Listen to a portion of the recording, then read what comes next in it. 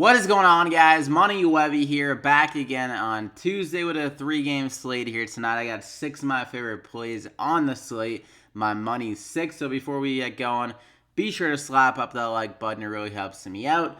It starts at 8 p.m. here, so let's see if we can get over 150 likes again in this one. If we can, that'd be friggin' amazing. Thank you so much. We had a pretty damn solid night yesterday as well. The original video had Blake Griffin. He was ruled out, and there was a lot of value that opened up after I recorded my video. So I ended up tweeting out some updated plays, and the final players are really good. So if you're not following me there on Twitter, at MoneyWebby, definitely follow me there, because lately and just in the NBA, a good amount of time, like there can be guys ruled out after I upload my video, which opens up a lot of value for other guys. So my final plays was Bradley Beal, who dropped 46, pretty damn solid at his price, like 8,400.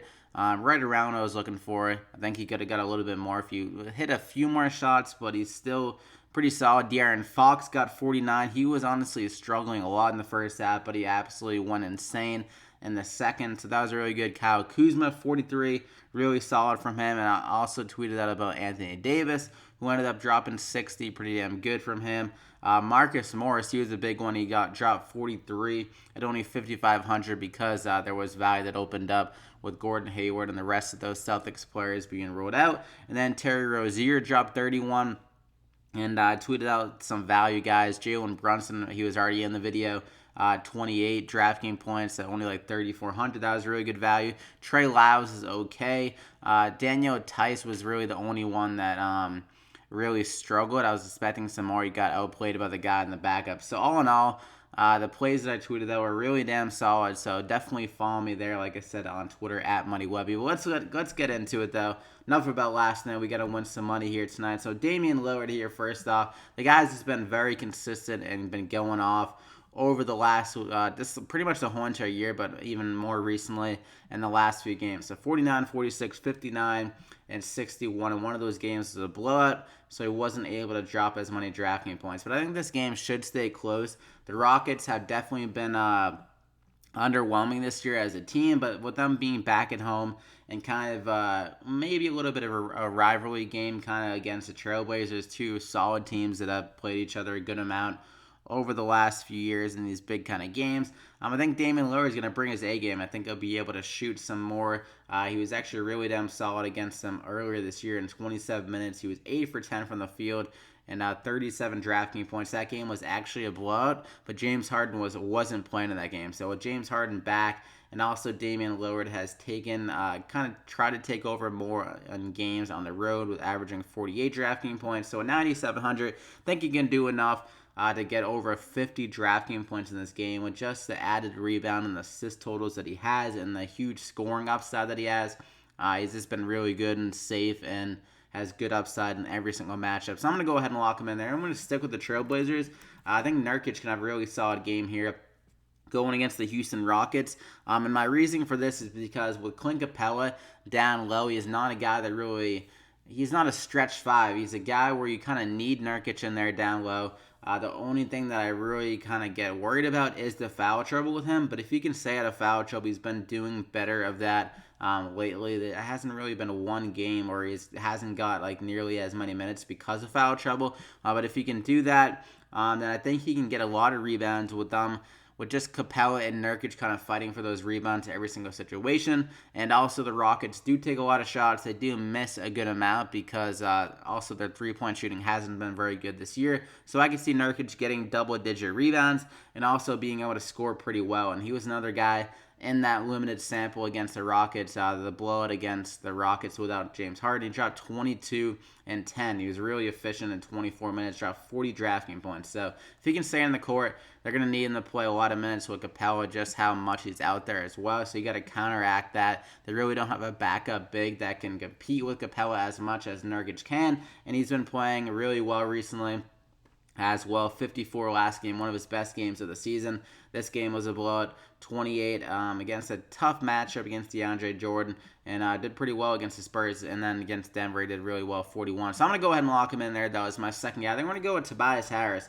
Lou Williams ended up pulling or has like a sore hamstring or something like that. And hamstring injuries are things that kind of struggle to go away, especially like right after the next day, and they went into OT and stuff like that. So I feel like Lou Williams will not play in this game.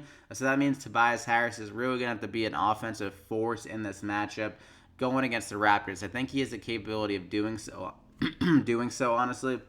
He's played really well this year. He's been really taking a step forward. And even last night against the Suns had one of his best games with 33 points on the field, 52 drafting points.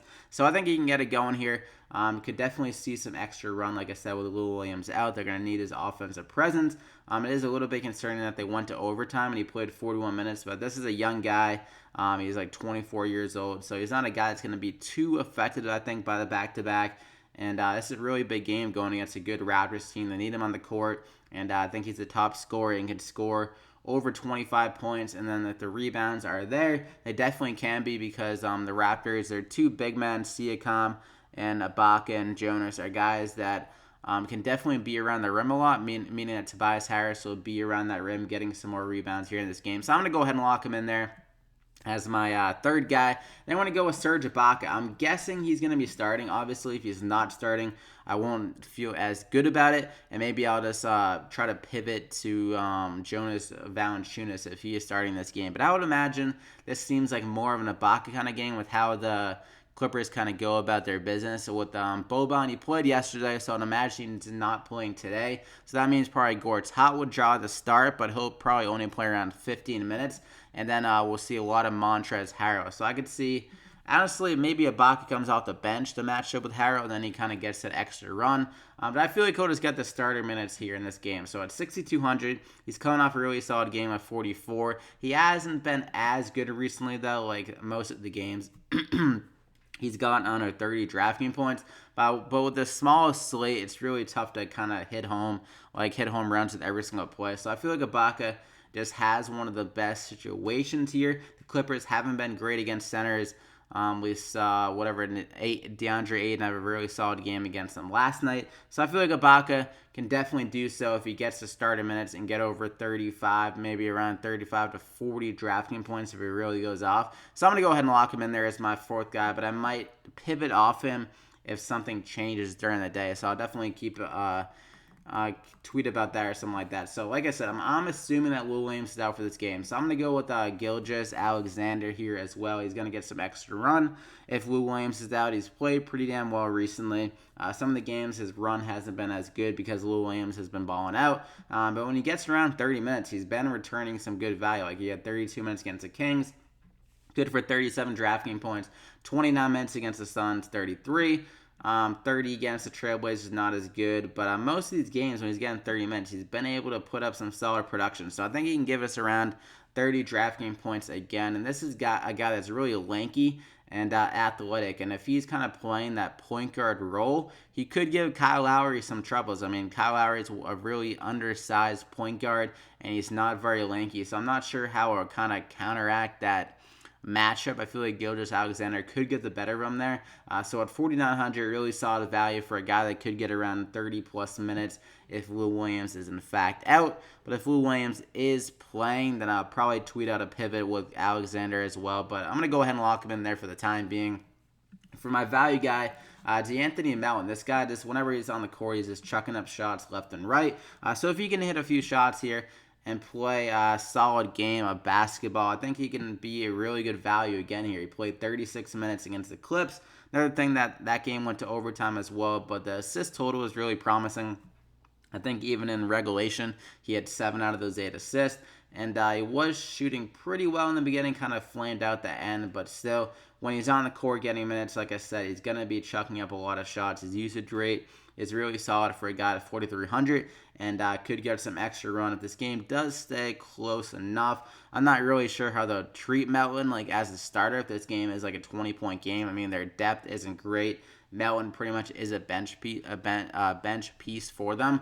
So maybe he gets some extra run even if this game is a blowout. So at 4,300, like the value with how aggressive he is as an offensive player. So I'm going to go ahead and lock him in there. That was my final guy. So that's the money 6. You got Lillard, Gilgeous-Alexander, Tobias Harris, BAKA, NURKIC, and Melton. Definitely not a sexy slate and lineup by any means. There's not many guys that like are really that safe, honestly, because that Suns game could easily be a blowout. So DeRozan and Aldridge could easily flame out if that game is not close in the third quarter.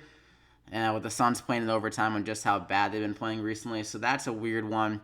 And the rest of the other two games aren't great offensive games. Like the Raptors play some solid defense, and also the Trailblazers and Rockets haven't been scoring as many points as you would imagine. So it is a tough slate. But that's my money 6. Like I said, you can follow me on Twitter at MoneyWebby for any updates on the plays. If Lou Williams plays, maybe if Baka is not in the starting lineup, then maybe I won't feel as great about him. But who knows?